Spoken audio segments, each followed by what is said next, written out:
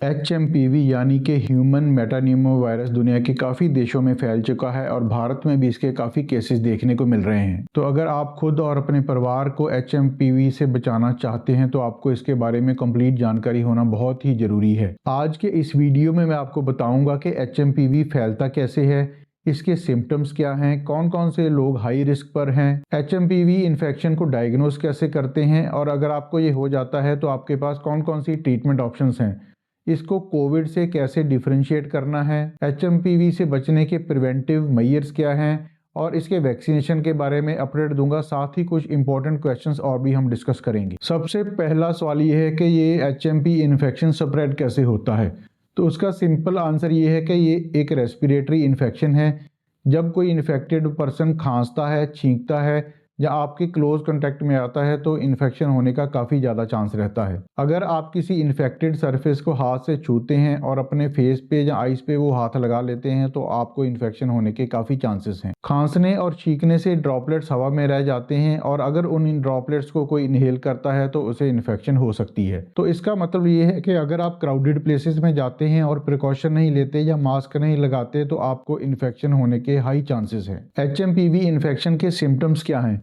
इसके symptoms mild से लेकर काफ़ी सीवियर तक हो सकते हैं, जिनको कॉमन कोल्ड और फ्लू से कंफ्यूज किया जाता है। इस वायरस की इन्फेक्शन में बुखार जो कि कभी कभी बहुत ज़्यादा हो सकता है, रनिंग नोज हो सकता है, जब कभी कभी कंजेशन भी हो सकती है, खांसी हो सकती है जिसमें कभी खांसी सूखी या बलगम वाली भी हो सकती है, सांस लेने में दिक्कत हो सकती है जो कि कभी कभी काफ़ी सीवियर हो जाती है, आपकी छाती में से वीजिंग जैसे विसल जैसी साउंड आ सकती है और एक्सट्रीम थकावट और वीकनेस आपको महसूस हो सकती है। इसके सिम्टम छोटे बच्चों में या बुजुर्गों में या जिन लोगों को शुगर है उनमें काफ़ी सीवियर हो सकते हैं और कभी कभी ये निमोनिया तक को लीड कर सकते हैं। कौन कौन से लोगों को HMPV इन्फेक्शन होने का ज़्यादा रिस्क है? जनरली यह इन्फेक्शन माइल्ड होता है लेकिन 4 तरह के लोग ऐसे हैं जिनमें ये काफ़ी ज़्यादा सिम्टम सीवियर हो सकते हैं। उनमें सबसे पहले इन्फेंट्स हैं, छोटे बच्चे हैं, क्योंकि उनका इम्यून सिस्टम अच्छी तरह डेवलप नहीं होता।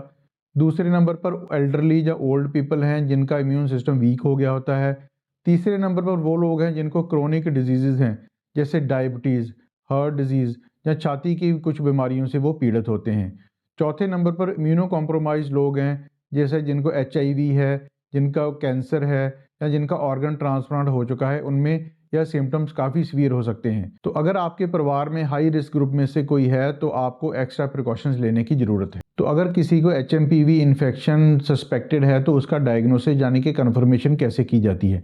सबसे पहले PCR टेस्ट है जिसमें वायरस का जेनेटिक मटेरियल डिटेक्ट किया जाता है। दूसरे नंबर पर एंटीजन डिटेक्शन टेस्ट है और तीसरे नंबर पर छाती का CT स्कैन भी कराया जा सकता है। तो अगर आपको या आपके किसी रिलेटिव को ऐसा कोई डाउट है कि ये इन्फेक्शन हो सकती है तो अपने डॉक्टर से तुरंत कंसल्ट करें ताकि वो इन टेस्ट में से जो भी सूटेबल लगे उसको करवा के कंफर्मेशन करा सके। तो अगर किसी को HMPV की इन्फेक्शन डायग्नोसिस हो जाती है तो उसका ट्रीटमेंट कैसे करेंगे? अनफॉर्चुनेटली इसके लिए कोई भी एंटीवायरल ड्रग अभी तक डेवलप नहीं हुआ है और ट्रीटमेंट यूजली सपोर्टिव मोडेलिटीज़ हैं उनके ऊपर डिपेंड करता है। ट्रीटमेंट में आपको 4 चीज़ों का ध्यान रखना है। सबसे पहले रेस्ट है, क्योंकि बॉडी को रिकवर करने के लिए आराम और एनर्जी की ज़रूरत होती है। दूसरे नंबर पर है प्रॉपर हाइड्रेशन, आपको पानी, इलेक्ट्रोलाइट्स या सूप्स अच्छी क्वांटिटी में लेने हैं ताकि आपकी बॉडी को हाइड्रेटेड रहे और उसको रिकवर होने में हेल्प हो। तीसरे नंबर पर है मेडिसिन कौन कौन सी लेनी है। उसमें अगर आपको फीवर ज़्यादा है या बॉडी पेन्स हैं तो आप पैरासीटामोल या ब्रूफन ले सकते हैं।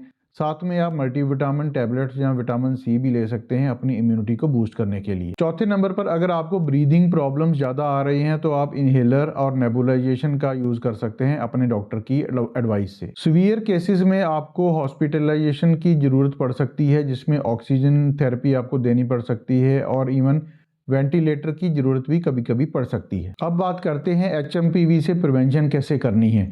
इसमें वही प्रिकॉशंस लेने हैं जो हम कोविड में लेते रहे हैं। सबसे पहले इंपॉर्टेंट है हैंड हाइजीन, अपने हाथों को अच्छी तरह से क्लीन रखना है, उनको बार बार वॉश कीजिए। अगर आप बाहर कहीं जाते हैं तो वापस आने के बाद अपने हाथों को अच्छी तरह साफ करें। बाहर जाते समय मास्क जरूर लगाइए ताकि अगर किसी इन्फेक्टेड पर्सन के कांटेक्ट में आते हैं तो आपको उससे इन्फेक्शन होने का रिस्क कम हो जाए। अपने हाथों से अपने फेस और आइज को टच करना अवॉइड कीजिए। जिन सर्फेसिस को आप फ्रीक्वेंटली टच करते हैं उनको डिसइंफेक्ट जरूर कीजिए, जिसके लिए आप सैनिटाइजर का यूज़ कर सकते हैं।